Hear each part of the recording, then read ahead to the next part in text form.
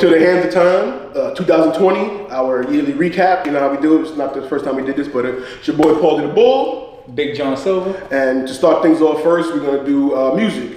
So John, take it away. What's your top 5 music for the year? Albums. So, you know, this year I was looking at, you know, much like you talked about before, you know, we were talking about like movies and stuff, there wasn't too much to really go after. There was actually a lot of music to go after.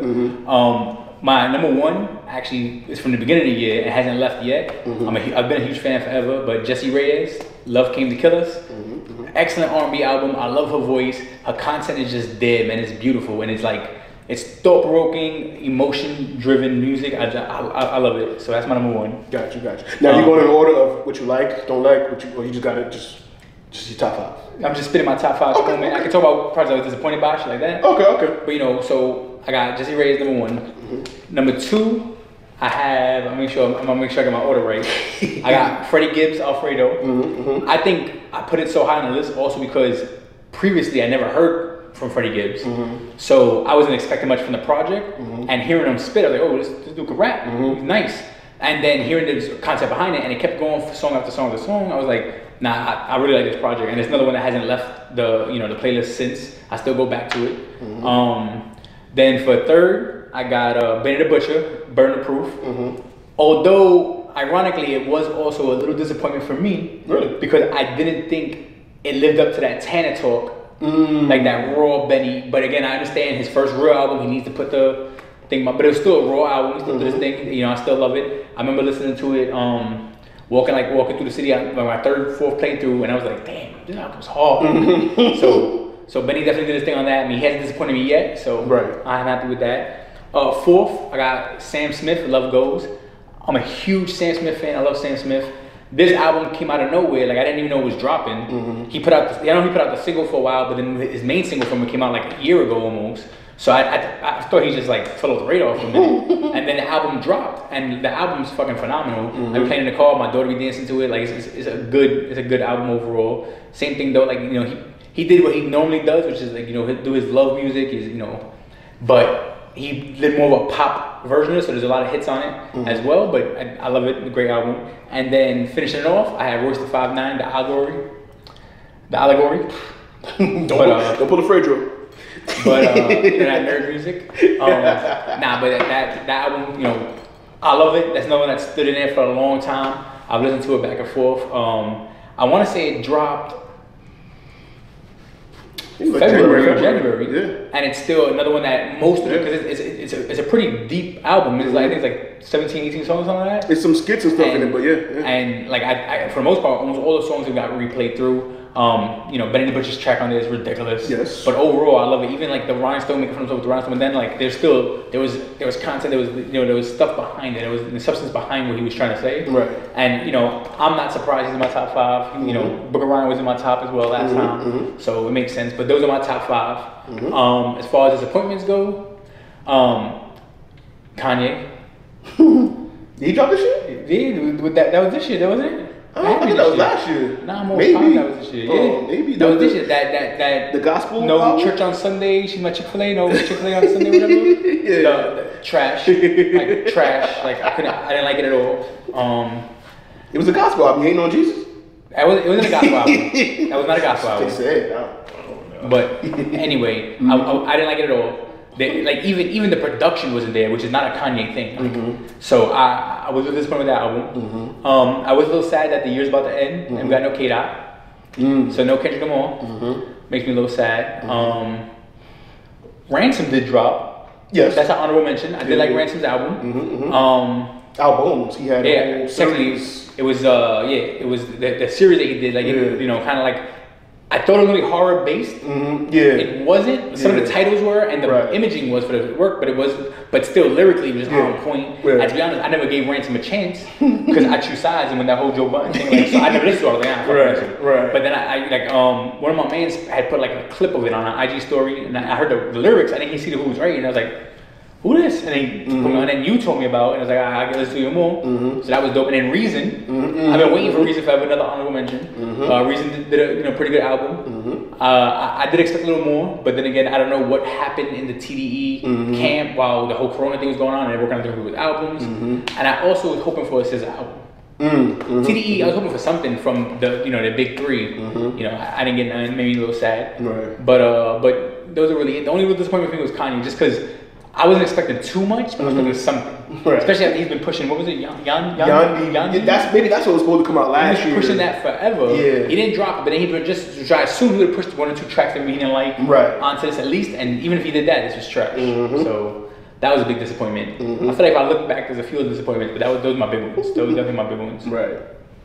So me, my turn. It's your turn. Kind of like how you said, I'll go to my honorable mentions first. I had a lot of R&B stuff heavy in the beginning too. I had Jessie Reyez in my honorable mentions. I had Tiana Taylor's album in my honorable mentions. I have The Dream, Sex Tape 4 was in my honorable mentions. But as the year went on, a lot of the hip hop heavy stuff came out. Another one of my honorable mentions, Conway, not Kanye. Conway the Machine, to be specific, from King to a God. Big Sean, Detroit 2 was very close to making my top 5.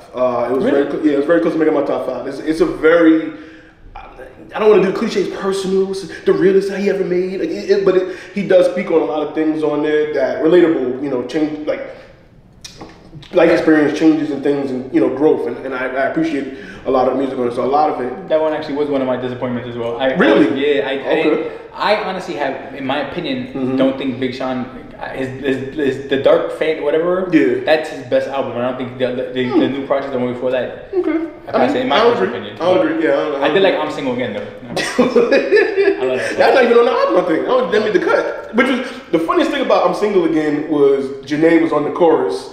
That's big energy, bro. That's big shout energy. out, salute to Sean for that. Like, I don't even call him Big Sean because she make too many songs about his. But shout out to Sean and them. Yeah, wish y'all the best. But that song was classic. The fact that he used the Ariana Grande line in it too. He said something about something with his exes. Thank you next.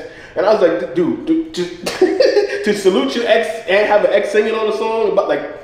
I don't think that's ever been done before, so salute to them in that. Pimp Game strong. Right. But my top 5, like I said, no particular order. Benny the Butcher, like you already said, Burden of Proof. Hit Boy produced majority of it, I believe, if not all. He also did Big Sean's Detroit 2 and a lot of other stuff. Hit Boy's been on a run all year. Since last year, I didn't even know he did the Travis Scott and Drake joint.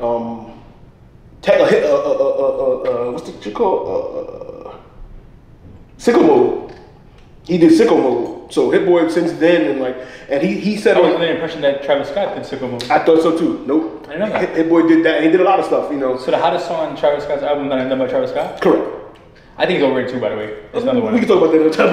But yeah, Hit Boy, like I said, I think he even said it in an interview that he had some business things he had to settle out, some money that was owed, or masters and clearances and samples and things. And then once he got that settled, he started producing again, and he's been locking in. He was also with Nas. Nas is also my honorable mentions. It was.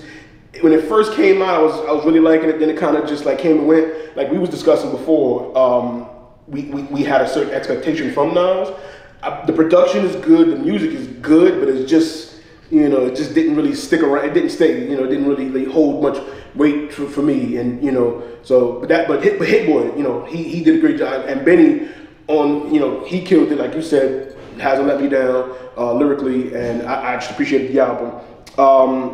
Jadakiss, Ignatius, I definitely it was an album he dedicated to his boy Ignatius, who passed away. And he said he did a lot of things on the album that Ignatius always wanted him to do. Ignatius by name is his man's Ice Pick. And he always wanted him to do a song with John Legend on the hook. He did that. He wanted Jada to sing on the hooks. He did that. He wanted him to do features with Pusha T and on. He did that. So, and it was like, if you look at it, he should have been listening to him a long time ago. Because a lot of the stuff he did on there, it made for some very good, and the journey him and Pusha, hunting season. Like that was a great way to set it off. I think that was the first single, and that was a great way to set off the album and everything. And so shout out to that. Yeah, that fell off my radar. A lot of the stuff. That and the Lox album, we actually. And the Lox album as well. I think I had the Living Off Experience as my honorable mention as well. I forgot to mention that too. Definitely, that was on my honorable mentions as well. Another one on my top was The Allegory, you also mentioned as well.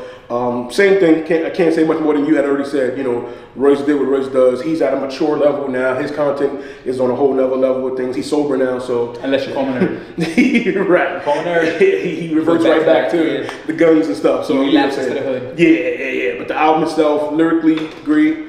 Content-wise, was great. Just appreciate it, and I go back to it. You know, saying whenever I put it on shuffle, the songs that come up on the shuffle, I don't skip, and then sometimes I want to play the whole thing again from hearing it. So, where we differ, I had Joell Ortiz and Crooked I hard pause necessary HARD, but they had a album together, and that album I can play from start to finish. Like, shout out to Crooked I, because Crooked I released a lot of stuff on his own. But I guess he needs someone there to make him step up, because he outshined Joel on this. Joel has some great verses, but Crook just seems like he's the type of person that's taking a test but looking at your paper and saying, I gotta beat him. Like, he's not even cheating off. He's just saying, you pick C, I'm gonna pick B. Like, he just goes harder when he's with Slaughterhouse or with anybody. Features he does, he just demolishes them. And that hard was a great name for it. For specific reasons, the lyrics are hard, not anything else. But and also in my top, like I said, I had a lot of R&B heavy stuff at first. Jessie Reyez was up there. Like I said, The Dream, Tiana. I had a lot of R&B stuff. But the one thing that stuck out to me this year was 070 Shake, and I want to make sure I say the title right. It is go back. Modus Vivendi, which is Latin for something. Use your Googles. But the album is a concept album. She's telling a story. She's telling a story. It's something about love and breakup and divorce situation. And it's from start to finish. I love storytelling. I love concept albums, and it's very entertaining music, good music. I could put it on, play still to this day. It came out early in the year as well. I play it all the way through, straight through, with no problems. Her voice is unique, similar to like how Jesse's voice is unique. But to me, I got like the Weeknd type vibes from 070 Shake, but a little more raspier. And even though I guess she's a lesbian, I believe, but she's talking about a woman, so I can relate to that more so. Dealing with women is a headache, you know what I'm saying? Shout out to the ladies though, you know what I mean? But what she's talking about, I was like, yeah, I feel you on that. So that's why I gravitated towards the album. The Weeknd is more drug heavy. I can't really relate to him with it. So with 070 Shake was talking about, I was like, yeah, nah, I feel that. Nah, we good on that. Disappointments. I skipped a lot of anything that disappointed me. I skipped. Like I said, wait, what was The Weeknd this year? I believe that was a disappointment. So that was definitely a disappointment. That was a huge disappointment. That was a big disappointment to me. I'm not surprised he didn't get a Grammy nod. Yeah, to me, I played it once and that was it. Yeah, that was this year. Yeah. My fault. Speaking of which, the honorable mentions, I didn't even know the album existed until the Grammys nominated D Smoke. Yeah. I downloaded the album. It's actually a really good fucking album. I haven't heard it yet. Yeah. I never heard a dude in my life. Right. But he could rap. It's a storytelling, backpack conscious type rap. That positive. It's a very pro being an adult, grown up, mature album. But the dude could rap, and it's a very grown album. I was really impressed with it for a dude I never even heard of. Right. Until the Grammy nominated him, I was like, who the fuck is D Smoke? Right. Now this, I was like, oh, this. I wasn't disappointed. And like I said, Nas's album, it was just like it was good when I first heard it. Then I was like, it's okay. I was disappointed in his direction with this. Once I heard Hit Boy was producing it, I thought they were gonna give more souls type samples and stuff. So I guess I had an expectation of it. Busta Rhymes came out this year, and again, I wasn't disappointed. It's just kind of one of them you gotta adjust your ears to listen to. I ain't gotta listen to it. Yeah, Busta tried to do what he used to do and then bring it to more modern, and I don't go back to it often. Just put it like that. Same thing with Reason. Like I said, I'm not really disappointed in these albums, but they just weren't what I expected. Reason's album is much darker tone. And again, like you said, we don't know what him and TD was going through, because he has a song on there where he specifically talks about conflict with the label and management, and I guess what his expectation of being signed to a major label would be, and how it's not what he expected. And you've heard a lot of artists say that. A lot of people want to go independent because the machine, the corporate side of the business side of it is what changes your love for the music and stuff like that. So it feels like that's what he's going through. We don't know, but TDE, according to him, Top Dog heard the song and was like, yo, put it out there. He wasn't gonna put it out. You know, and Top was like, no, that's going on the album. He was like, so you like it? You know what I'm saying? So to that corner. Yeah. You know what I mean? What does this mean? We're gonna talk about it later. What that lyric mean? Right, put it on the album, but we're gonna talk about it separately. You know what I'm saying? So Don't talk to me metaphors. Yeah, right. But yeah, other than that, I mean, like I said, anything I was disappointed with, I probably can't even think because I just didn't go back to it. But Russ had a decent EP actually. He did like a rapping thing. Yeah, he did. Yeah, Benny was on there, Crooked Eye was on there, Black Thought. Black Thought dropped an album too. Again, I really didn't go back to it as much. And like you said, I was more disappointed we didn't get like anything from Kendrick. We still didn't get nothing from Cole. You know, I was expecting the Alter Ego. And he said that last year. We were getting earlier in the year. Kill Edward. Yeah, I expected the Alter Ego to drop something at least. That didn't happen. I mean, the year's not over, but right, the year's over. Yeah. And we recording, so and I know Cordae dropped this single, just recently. Fire. The song is fire. So I'm hoping the album comes out at least beginning of January, start the year right. Because his last album was bananas. And I think that was. I mean, like I said, anything I was disappointed in, I probably just forgot about. That's why I can't think about it right now. But let us know what y'all listening to, what y'all like this year, what y'all agree with, what y'all don't agree with. I know Tyrone's favorite album of the year was probably 444. That's another disappointment. The Jay Electronica album. Oh God, that was not a Jay Electronica. It was a Jay-Z album. Jay Electronica to try to sell some records. Yes, I was disappointed in the fact that it was a Jay Electronica album, and Jay Electronica's verses was just like overshadowed every time. There was one song where didn't even sound he was originally on the songs, like they put a verse with a different beat, and then Jay Electronica actually dropped an album.